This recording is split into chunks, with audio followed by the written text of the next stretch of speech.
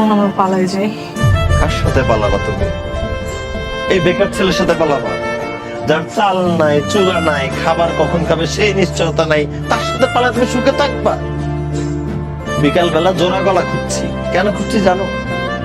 রুটি দিয়ে খাইলে পেটটা ভরে, রাত্রেবেলা মেসে এসে মিল খাওয়া লাগে না। টিউশনি করতে গিয়ে সবসময় অপেক্ষা করছি ভালো নাস্তা কখন দিবে খাইতে। আমি যদি ভালো নাস্তা খাইতে পারি তাহলে মেসে এসে খাওয়া লাগবে না, আমার টাকাটা বাঁচবে। তুমি এই বেকার ছেলের সাথে সুখে থাকবা? এই ছেলের সাথে করবা সংসার? নূপুর, কল্পনার জগৎ আর বাস্তবতা আলাদা জিনিস।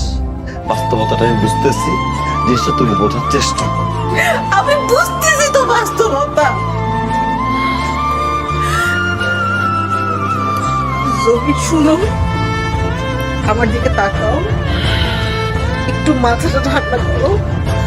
আমার ব্যাংকে কিছু টাকা আছে, আমার কাছে কিছু গয়না আছে।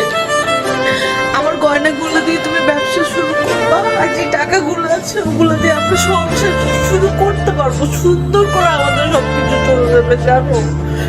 আমি বিয়ে করবো না জহির, বিশ্বাস করো, আমাদের সবকিছু ঠিক হবে। Please, তোমার এই টাকা দিয়ে কতদিন চলবো? টাকাটা তো ফুরা যাবে, এরপর তো আবার ক্ষুধার জ্বালা, আবার অভাব। এই অভাব আর ক্ষুধার জ্বালায় ভালোবাসা জানা দিয়ে পালায় যাবে। তুমি সেটা বোঝার চেষ্টা করতেছো না। আরে বাবা, কল্পনা থেকে বের হয়ে আসো, বাস্তবতা বোঝার চেষ্টা করো।